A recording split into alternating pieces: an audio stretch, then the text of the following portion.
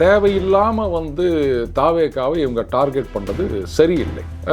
இவங்க பெருசாக நம்பி இருக்கின்ற சில ஓட் பேங்க் எல்லாம் வந்து தாவேக்காவால் அஃபெக்ட் ஆகும் அப்படின்னு அதுக்கு என்ன பண்ணணும்னா கண்டுக்காமல் விட்டுருணும். திரு அமித்ஷாவை மரியாதை நிமித்தமாக சந்தித்து விட்டு வந்தேன் அப்படின்னு சொல்கிறார். யாராவது கூப்பிட்டு நமக்கு அந்த மெசேஜ் வராமல் போயிடுச்சோ அப்படின்னு நினச்சிக்கிட்டு அண்ணன் வந்து டெல்லி வரைக்கும் போயிட்டு மரியாதை செலுத்திட்டு வந்திருக்காரான்னு எனக்கு தெரியல. சரி விடுங்க, அண்ணனுக்கு தாவேகா கதவை திறந்திருக்கு அப்படின்னு நினச்சிப்போம், அவ்வளோதான். சார், அப்போ நம்ம பிஜேபி தலைவர் நயினாரோட பெர்ஃபார்மன்ஸ். ஓ, அவர் இறங்கி ஆடிட்டு இருக்காரா ஃபீல்டில்? எது தெரியவே இல்லையே. சரி சரி, ரைட்டு. அது ஒன்றும் அவருடைய அந்த பேட்டிங் நான் பார்க்கல, பார்த்த பிறகு நான் சொல்கிறேன். சார், நீங்கள் தாவேக்காவை பற்றி 2-3 நிறைய இடத்துல குறிப்பிட்டீங்க, அதை வந்து இருக்கட்டும். ஸோ நீங்கள் விஜய் ஒரு தலைவராக எப்படி பெர்ஃபார்ம் பண்ணுறாரு அதை பற்றி சொல்லுங்கள். தலைவரா? அவர் இன்னும் நடிகராக தானே இருக்கார். அவர் எங்கே தலைவரானார்? முதல்ல தலைவராட்டம், அப்புறமா கட்சின்னு ஆரம்பிச்சு நான் தலைவர்னு சொல்லிட்டா உடனே அவரை தலைவர்னு ஏற்றுக்க முடியுமா? ஒருவேளை அது கண்டிஷன் போட்டது அந்த செய்தி உண்மையாக இருக்கும் பட்சத்தில் அவர் இப்படி சொன்னார், அவர் உடனே அவர் முகம் கோபமானது, கோபத்தில் சிவந்தது, இப்படியெல்லாம் சில பேர் அடிச்சு விடுவாங்க பாருங்க. எப்படி ஏதாவது ஆற உடனே அப்படியே கபால்னு காரில் ஏறி ஓடி வந்துட்டு ஃப்ளைட்டை பிடிச்சி ஊட்டிக்கு வந்துட்டு அப்படியே 10 நாள் பேசாமல் இருந்தேன். இதுக்கு பேர் தான் தலைமையா? தெரியல. பார்த்தீங்கன்னா அங்கே ஒரு மாநாடு இருந்தாரு, இவங்களோட ஒரு மாநாடு இருந்தாரு, நல்லா காமெடி பண்ணிட்டு இருக்காரு.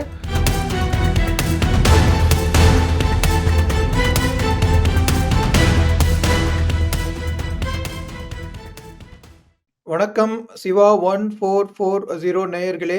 இன்று மீண்டும் நம்முடன் மிக கலகலப்பான ஒரு உரையாடலில் இணைந்திருப்பவர் திரு டெய்லி பஞ்ச் அருண். வணக்கம் சார். வணக்கம் சிவா.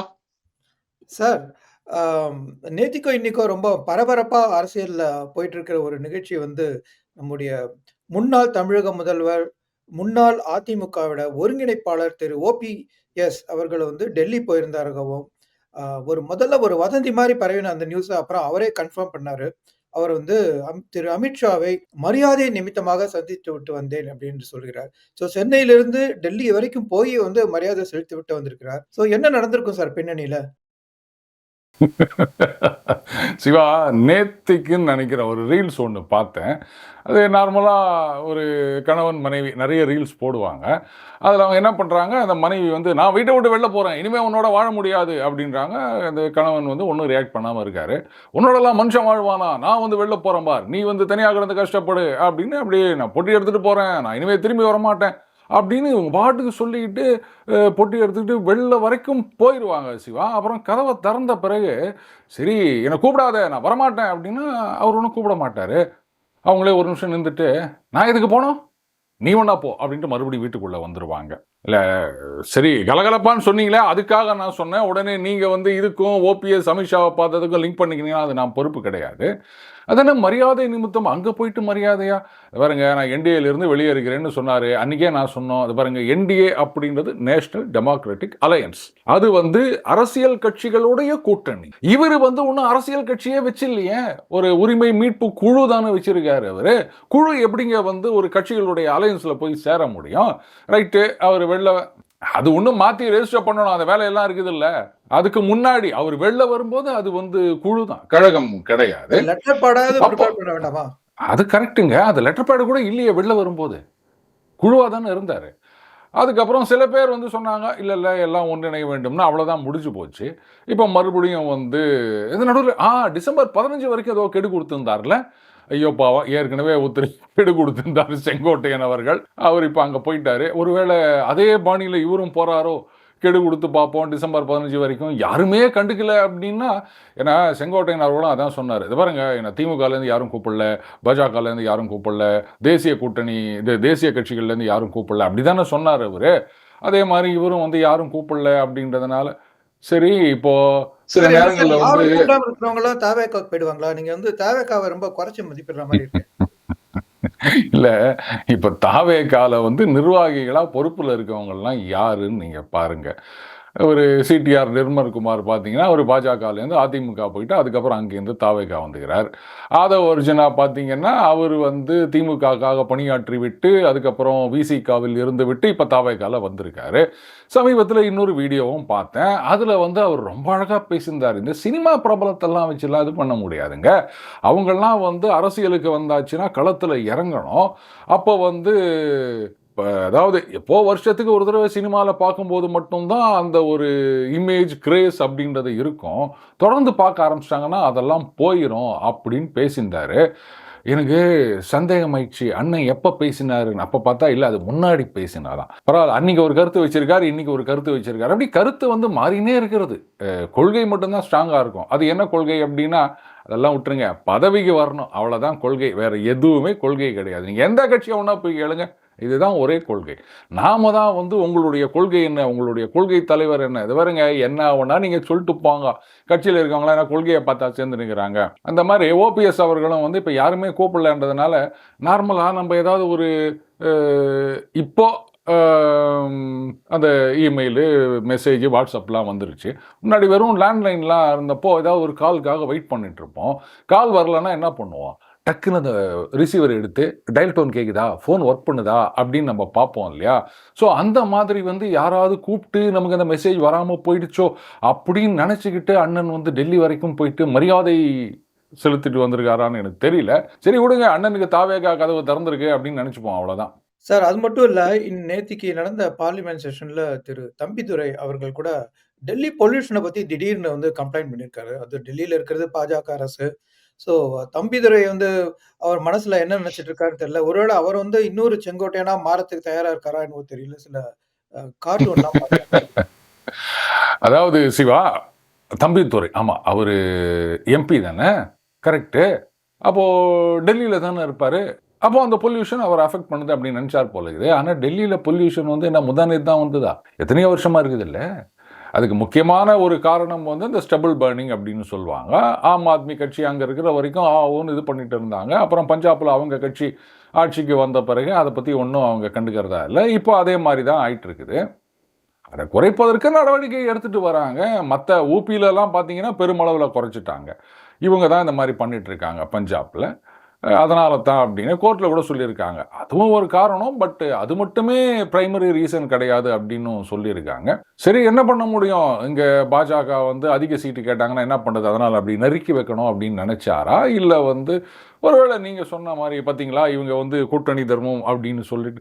சரி, அப்போ கூட டெல்லி பொல்யூஷனுக்கும் தமிழ்நாடு சீட்டுக்கும் என்ன சம்பந்தம்னு தெரியலையே. ஒருவேளை நாளைக்கு நமக்கு ராஜ்யசபா சீட்டு இந்த மாதிரிலாம் பேசினா ராஜ்யசபா சீட்டு அதெல்லாம் கொடுக்க மாட்டாங்களா, அது வேற இன்னொரு சிக்கலாக இருக்குது சிவா. இது கூட்டணியில் இல்லை இப்படியும் எடுத்துக்க முடியாது. ஏன்னா அது பாஜகவில் தான். அதிமுகவில் வந்து கூட்டணி கட்சியை பற்றி ஏதாவது பேசினாலோ, இல்லை கூட்டணி கட்சியின் முன்னாள் தலைவர்கள் இல்லை வேற யாராவது பற்றி ஏதாவது பேசினாலோ கூப்பிட்டு போஸ்டிங் கொடுக்குறாங்க அப்படின்னு யாரோ சொல்லின்னுக்கிறாங்க. அதனால் நமக்கு மறுபடியும் ஏதாவது கொடுப்பாங்கன்னு நினச்சாங்களா என்னன்னு தெரியல. அரசியலில் 1000 காரணங்கள் இருக்கும். வெயிட் பண்ணுவோம், அவர் பதவி என்னைக்கு முடியுதோ அப்போ பார்ப்போம், அப்போ தெரியும் பாருங்க. அது வரைக்கும் ஒன்றும் பண்ண மாட்டாங்க. அந்த பதவிக்காலம் முடிகிற வரைக்கும் சும்மா இருப்பாங்க. அதை முடியும் போது மட்டும்தான் வந்து இந்த கட்சி சரியில்லை, இல்லை அந்த கட்சி தான் சூப்பராகுது அப்படின்றதெல்லாம் தெரியுது. அந்த பதவி தான் இதை தடுக்குதுன்னு நினைக்கிறேன். அது சுறுசுறுப்பாக செயல்பட விடாமல் அந்த மூளையை அந்த பதவி காலம் முடியும் போது இது நிறைய சுறுசுறுப்பாக வேலை செய்யுது சிவா. அது நிறைய பேருக்கு நம்ம பார்த்துக்கிறோம், விடுங்க. சரி சார், இப்போ சில சமயம் கட்சியிலேருந்து ஒரு கட்சிக்கு வரத்துக்கு வந்து கண்டிஷன் போடுவாங்க. நம்ம திரு செங்கோட்டையன் அவர்கள் வந்து கட்சிக்கு உள்ள போய் தவேகாக்குள்ள இருந்தே இப்ப வந்து தவேகாக்கு வந்து கண்டிஷன்ஸ் போட்டிருக்காரு. அதாவது கொங்கு மண்டலத்துல வந்து தேர்தலை எப்படி கண்காணிக்கணும், அவர் கையில முழு பொறுப்பையும் குடுக்கணும்னு அந்த கண்டிஷன போட்டு, அது ஏன் வந்து வெளியில பத்திரிக்கை அளவுல அவர் சொன்னாருன்னு தெரியல. ஸோ நீங்க வந்து நினைச்சீங்க செங்கோட்டையனுக்கு வந்து அங்க உண்மையான வந்து ஒரு மதிப்பு இருக்குமா? அது அப்படிலாம் நீங்க யோசிச்சீங்க. இப்ப அவர் கண்டிஷன் போட்டிருக்காரே, ரொம்ப தைரியமா? இல்லை, நிஜமாவே அவர் கண்டிஷன் போட்டாரா அப்படின்றது எனக்கு தெரியல. அந்த செய்தி வந்து அவர் கன்ஃபார்ம் பண்ணியிருக்காரா நான் கண்டிஷன் போட்டேன் அப்படின்னு? ஆமா. அப்படியா? பார்த்தோம். ஓகே. போட்டிருக்காரு. ஓகே. ஒருவேளை அவர் வந்து அவர் கையில உரிமையை குடிக்கணும். அவருக்கு யாரும் குறுக்கு நிற்கக்கூடாது. அவர் வந்து மத்தவங்கள விருப்பத்தை இல்ல கூடாது. சிவா, அந்த செய்தியை நானும் பார்த்தேன். ஆனா அது அவர் கன்ஃபார்ம் பண்ணாரா இந்த மாதிரி நான் கண்டிஷன் போட்டேன் அப்படின்னு? தெரியல சார். அது எனக்கு தெரியல. அந்த மாதிரி இருந்திருந்தால் அதை வெளில சொல்ல மாட்டாங்க. சரி, இப்போ நான் 2 இதையும் சொல்றேனே. ஒருவேளை அது கண்டிஷன் போட்டது அந்த செய்தி உண்மையாக இருக்கும் பட்சத்தில், லெட் அஸ் சே நீங்க வந்து ஒரு பெரிய கம்பெனில வொர்க் பண்ணிட்டு இருக்கீங்க. அப்போ திடீர்னு ஒரு சின்ன கம்பெனில சொல்றாங்க, "சார் நாங்க ஒரு ஸ்டார்ட் அப் சார். ஆனா பெருசா வருவோம்னு எங்களுக்கு நம்பிக்கை இருக்குது சார். அதனால நீங்க அங்க பேப்பர போட்டு இங்க வாங்க சார்" அப்படின்னா, நமக்கு தெரியும். நம்ம இவ்வளோ பெரிய கம்பெனில வேலை பார்த்துன்னு இருக்கிறோம். சரி, பெரிய கம்பெனில சின்ன வேலைன்னாலும் இது நிரந்தரமான வேலை, சம்பளம் ஏதோ கிடைக்குது. ஆனா இந்த ஸ்டார்ட் அப்ப நம்பி போயிட்டு அவங்க திடீர்னு வைண்ட் அப் பண்ணிட்டு போயிட்டாங்கன்னா என்ன பண்றது? அதனால அப்பா இது பாருங்க இந்த கண்டிஷன்லாம் ஒத்துக்கணும். இப்ப நான் வாங்குறத விட ஒரு 2x இன்க்ரீஸ் பண்ணி குடுக்கணும். அதுக்கப்புறம் எனக்கு இந்த பெர்க்ஸ் எல்லாம் குடுக்கணும். எனக்கு வந்து ஒரு பெரிய கார் குடுக்கணும். அதுக்கப்புறம் வாடகைக்கு வீடு நீங்களே எடுத்து குடுக்கணும். அப்படி இப்படி நம்ம கண்டிஷன்லாம் போடுவோம் இல்லையா? அந்த மாரி நம்ம எடுத்துக்கலாம். இல்ல அந்த கண்டிஷன் உண்மை அப்படின்றத வெரிஃபை பண்ண முடியல அப்படின்னா, இந்த மாரி யார் வேணா சொல்லலாம் சிவா. இவர் அந்த கண்டிஷன் போட்டாரு. இதான் நம்ம ரெகுலரா பார்க்குறோமே 2 பேரும் 47 நிமிடங்கள் தனியாக சந்தித்து பேசிக் கொண்டிருந்தனர். ஏங்க அவருக்கு ஹிந்தி தெரியாது, இவருக்கு வந்து தமிழ் தெரியாது. 2 பேரும் 47 நிமிஷம் தனியா நின்னு பேசினாங்க. சரி ரைட்டு. ஏதோ பேசினாங்கன்னு கூட வச்சுப்போம். அவர் இப்படி சொன்னார். அவர் உடனே அவர் முகம் கோவமானது. கோவத்தில் சிவந்தது. இப்படியெல்லாம் சில பேர் அடிச்சு விடுவாங்க பாருங்க. அந்த மாரி தான் இந்த கண்டிஷன் எடுத்துக்க வேண்டியது தான். ஏன்னா இந்த கண்டிஷன் ரைட்டு போட்டிருக்கலாம். ஆனா இத கண்டிஷன்னு நம்ம சொல்ல முடியாது. பாருங்க நான் வரேங்க. இந்த மாரிலாம் பண்ணா வந்து இத பெருசா எடுத்துட்டு போலாம் அப்படின்னு சொல்லியிருக்கலாம். இஃப் அட் ஆல் அது உண்மையாக இருக்கும் பட்சத்தில். அப்படி இல்ல அப்படின்னா அந்த 47 நிமிஷம் அந்த போகா, அ அவல் உப்புமா, அப்புறம் போண்டா, கேசரி அப்படிதான் எடுத்துக்கணும் சிவா. சார் ஏன் எனக்கு அந்த சந்தேகம் வந்துச்சுன்னா, இப்ப வந்து ம். மேலும் சில கட்சிகள் அதாவது திமுகலேருந்தே கூட்டணிய பிரேக் பண்ணிட்டு தவேகாவோட சேர்றதுக்கு பேசிட்டு இருக்கிறதா குறிப்பா கம்யூனிஸ்ட். அவங்களுக்கும் வந்து திருப்பூர், கோயம்புத்தூர்ல சைடுல ரொம்ப இன்ட்ரெஸ்ட் உள்ளவங்க. அவங்களும் வந்து அத தவேகாவோட பேசுறதா ஒரு தகவல் வந்துச்சு. ஒருவேள கம்யூனிஸ்ட்காரங்களும் வந்துட்டாங்கன்னா, செங்கோட்டையன் தனக்குரிய பவர் போயிடுமோ அப்படின்னு நினைச்சு வந்து அந்த கண்டிஷன் போட்டிருக்கலாம். பட் எனிவே நம்பத்தகுந்த வட்டாரத்திலேருந்து அந்த ச த கண்டிஷன் செய்தி வந்தது. சரி இப்ப நம்ம அடுத்ததுக்கு மூவ் பண்ணுவோம் சார். இப்ப நமக்கு தெரியும் இந்த திமுகல வந்து திரு எஸ்.வி. சேகரும் அதிமுகலேருந்து திமுகவுக்கு போய் திரு மைத்ரேயனும் சேர்ந்துட்டாங்கன்ட்டு. ஸோ இப்ப என்னன்னா 2 பேர்ல யாருக்கு இந்த மயிலாப்பூர் சீட் தரப்படும் அப்படின்னு ஒரு பேச்சு உலவுது. ஸோ உங்களுடைய கணிப்புல எப்படி சார் இருக்கும்? யாருக்கு 2 பேருக்கும் இந்த மயிலாப்பூர் சீட்டுக்கு போட்டி போட போறாங்க? யாருக்கு கிடைக்கலாம்? 2 பேருக்குமே கிடையாது. ஓகே. ஏன் சார்? எஸ்.வி. சேகர் பையனுக்கு கிடைக்கலாம். ஓகே. எஸ்.வி. சேகர் பையனுக்கு கிடைச்சானா, எஸ்.வி. சேகர் கிடைச்சா மாரி தான் அது. பட் இல்ல. டெக்னிக்கலா அப்படி கிடையாது. அ அப்படி சொல்லிக்கலாம். ஆனா, அவருக்கு கிடைச்ச மாரி தானே அப்படின்னு. பட் ஏற்கனவே அவர் ஒரு வார்த்தை சொல்லியிருந்தார். எஸ்.வி. சேகர். ஸோ அதனால தான் சொல்றேன். அப்படி வந்து அவங்களுக்கு கிடைக்கிறதா இருந்தா, அவர் பையனுக்கு கிடைக்கலாம். இளைஞர்களுக்கு வாய்ப்பு கொடுக்க வேண்டும். வாரிசு அரசியல்னா சும்மா சொல்லாதீங்க. எல்லாருக்கும் வந்து அரசியல்ல ஆர்வம் இருக்கும். அப்ப இவர் வந்து அரசியல்ல இருந்தார். அதனால அவர் பிள்ளைக்கு அதே மாரி எம்எல்ஏ சீட் அப்படின்லாம் நீங்க யாரும் கேட்கக்கூடாது.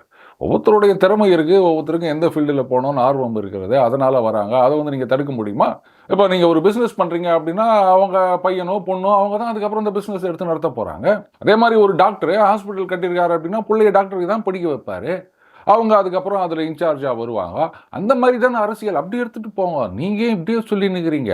ஆனா என்ன ஒரே ஒரு சிக்கல் அப்படின்னா, ரைட்டு நாம தான் அதுக்கு. இப்போ ஹாஸ்பிட்டல் நல்லா நடக்கல, கம்பெனி நல்லா நடத்தல, வாரிசு அப்படின்னு சொன்னா, அது ஊத்தி மூடிட்டு போயிரும். ஆனா அரசியல்ல வந்து வாரிசுகளாக வருகின்றவர்கள், ஒண்ணுமே நடத்தல அப்படின்னாலும், அவங்கள தூக்கி சுமக்கிறதுக்கும் சில பேரு இருக்காங்க. அவ்வளதான்.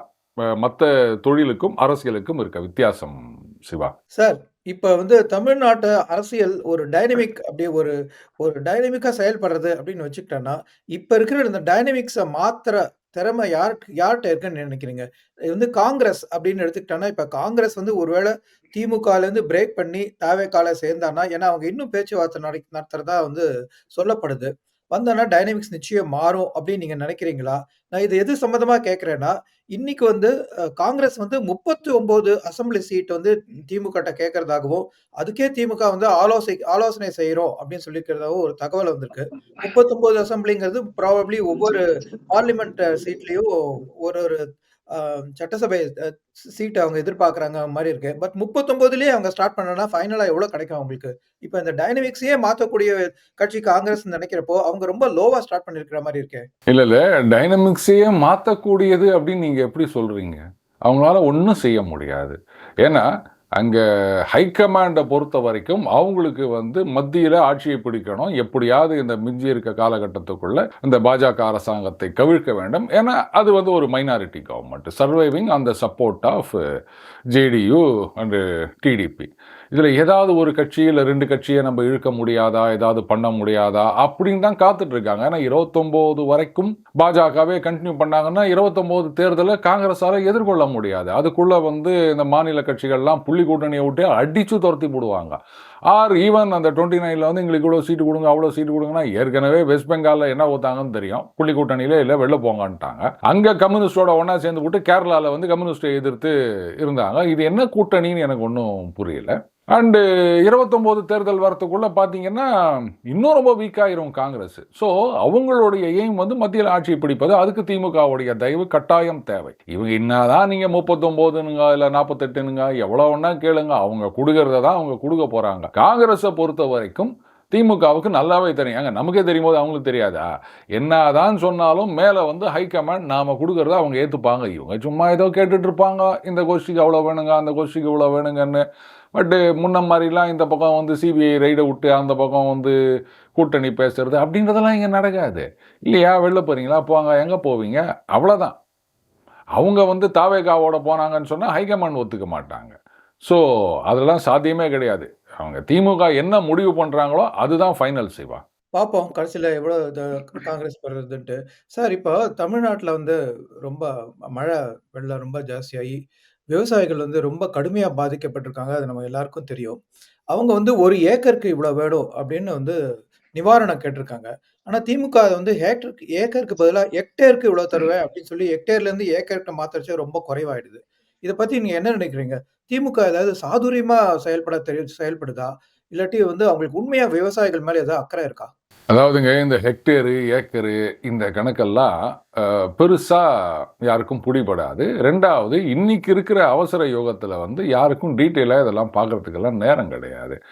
இந்த மாதிரி ஹெக்டேருக்கு 20,000 ரூபாய் அப்படின்னா அது ஹெக்டேர்னா என்ன, ஏக்கர்னா என்ன அதெல்லாம் தெரியாது. 20,000 ரூபாய்ன்றது தான் பளிச்சுன்னு தெரியும்.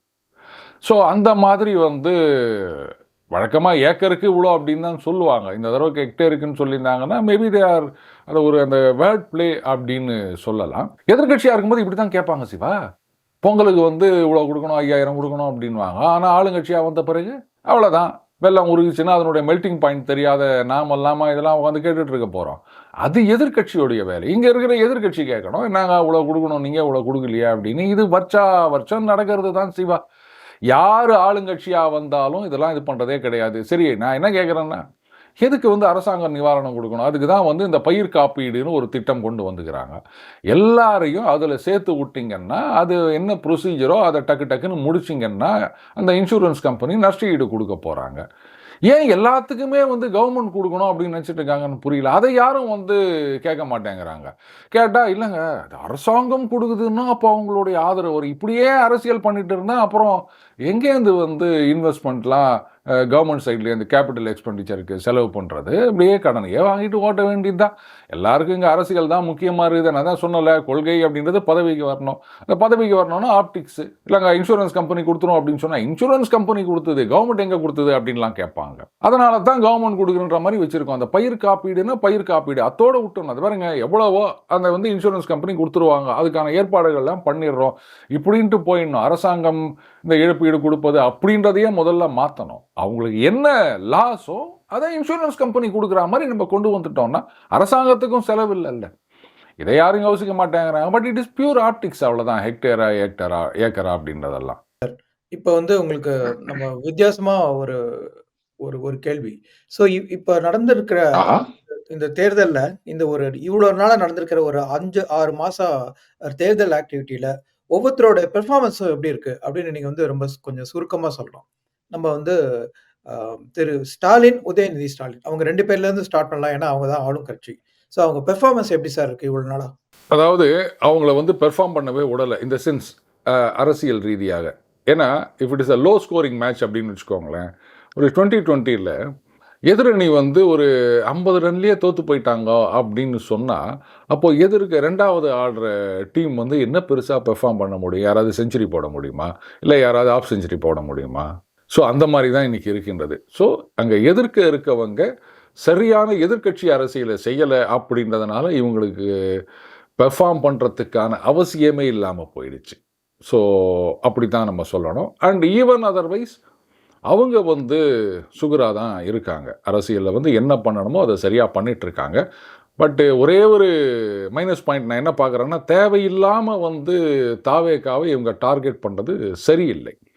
இவங்களுக்கு நல்லா புரியுது, இவங்க பெருசாக நம்பி இருக்கின்ற சில ஓட் பேங்க்கெல்லாம் வந்து தாவேக்காவால் அஃபெக்ட் ஆகும் அப்படின்னு. அதுக்கு என்ன பண்ணணும்னா கண்டுக்காமல் விட்டுடணும். எப்படி வந்து அதிமுக பாஜக 2 பேரும் சேர்ந்து வாங்கோ வாங்கோ அப்படின்னு கூப்பிட்டு தாவேகா தலையில் ஒரு கிரீடத்தை வச்சு அவங்கள மேலே கொண்டு போய் பலூனில் பறக்க விட்டாங்களோ, அந்த மாதிரி திமுக இப்போ கொஞ்சம் கொஞ்சமாக பண்ணிட்டு இருக்காங்க. அது ரொம்ப தப்பு.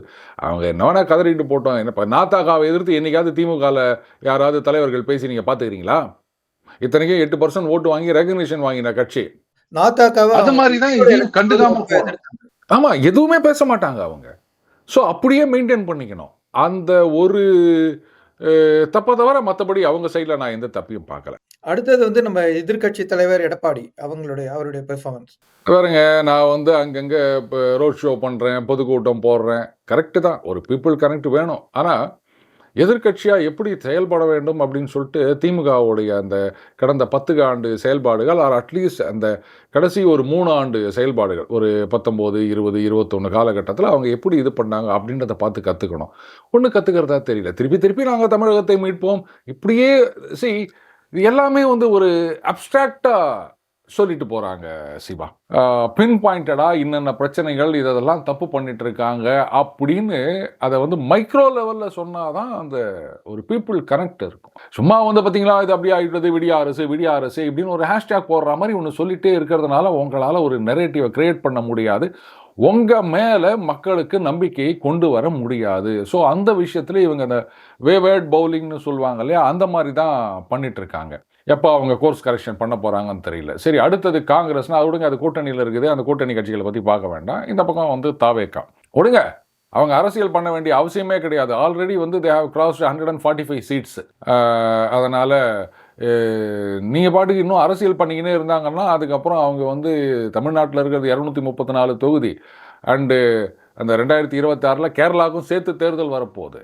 அப்புறம் இவங்க வந்து ரொம்ப அதிக அளவில் அரசியல் பண்ண போக அந்த கேரளாவில் ஒரு 40 சீட்டு, அதுக்கப்புறம் பாண்டிச்சேரியில் ஒரு 15 சீட்டு அப்படின்னு கிட்டத்தட்ட ஒரு 300 சீட்டுக்கு ஜெயிச்சிட்டாங்கன்னா என்ன பண்ணுறது சொல்லுங்கள்?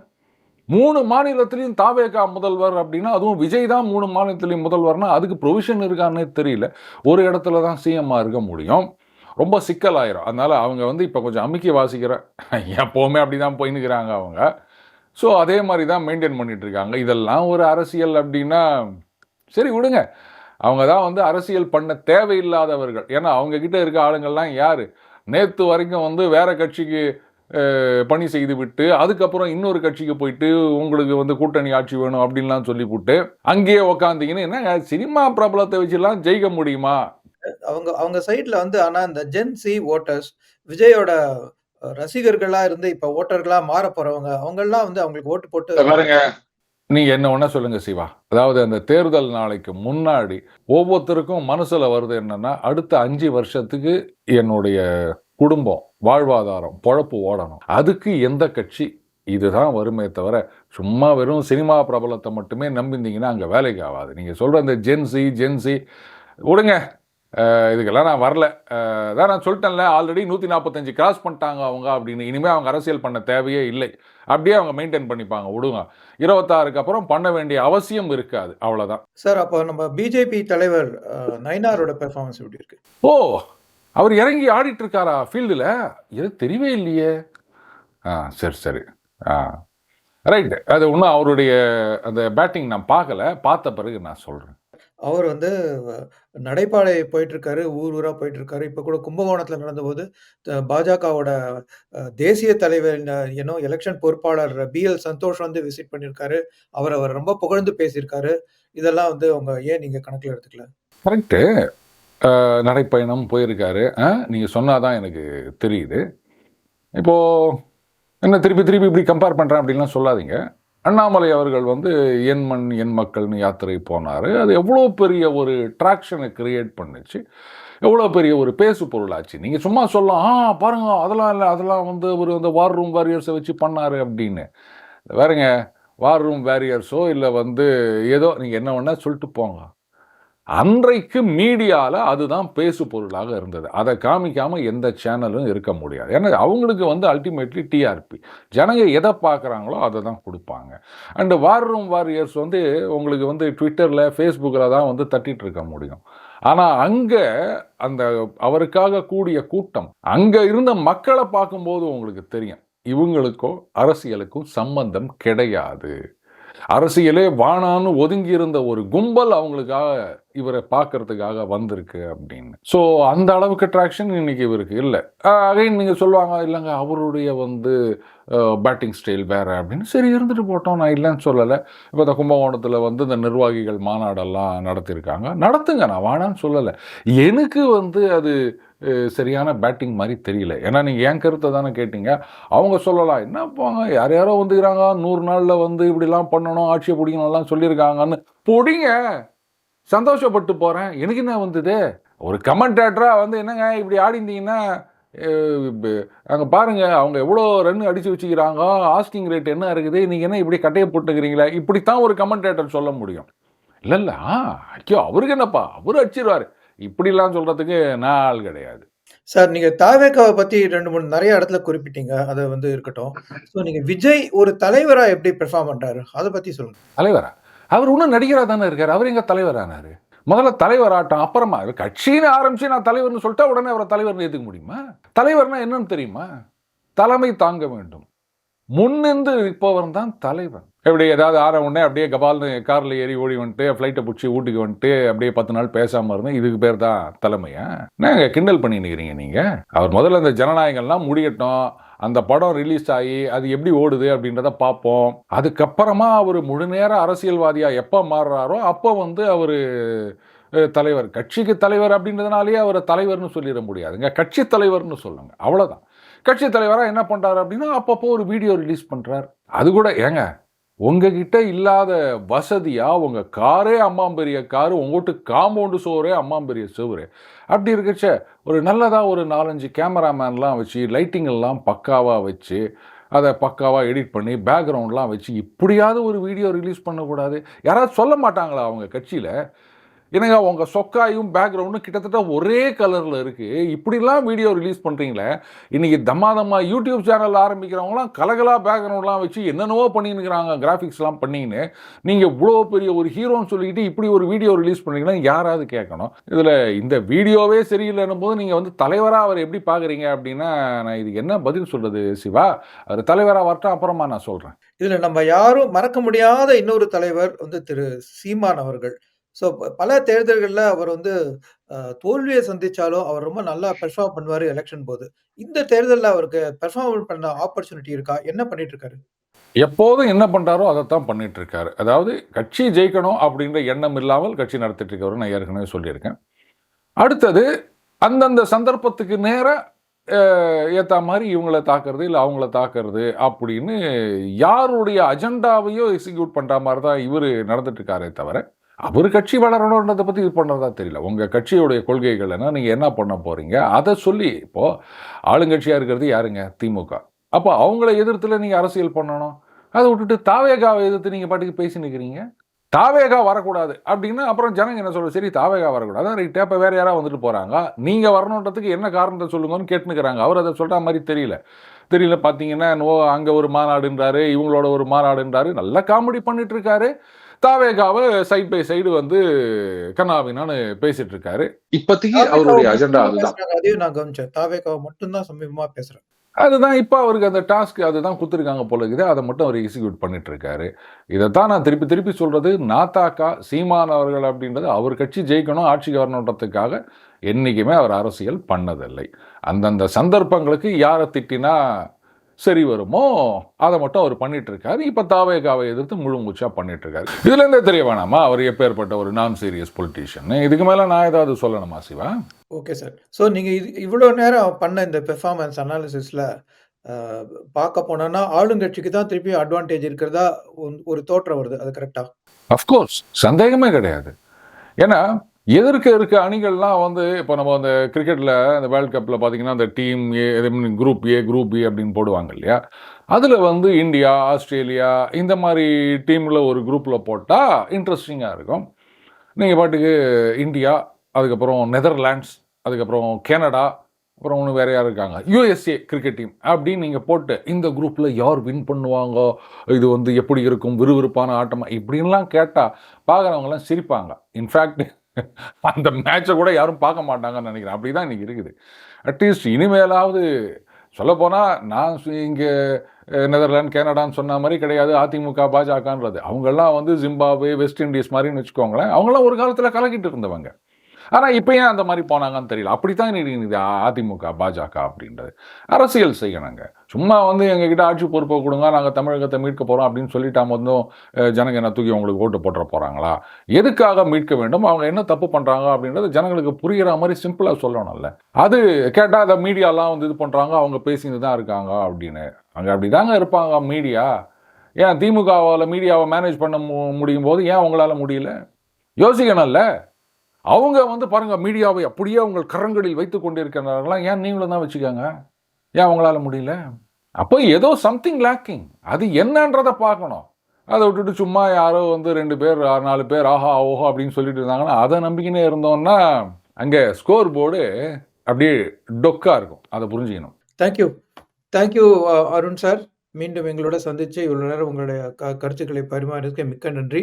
இது மாதிரி ஒரு பெர்ஃபார்மன்ஸ் அனாலிசிஸ் நம்ம வந்து அடுத்த மாசம் பண்ணுவோம். அதுக்குள்ள வந்து ஏதாவது மாற்றம் வருதான்ட்டு. நேயர்களே, மீண்டும் ஒருமுறை கேட்டுக்கொள்கிறேன். என் சேனலுக்கு வந்து சப்ஸ்கிரைப் பண்ணி பாருங்க. மிக்க நன்றி.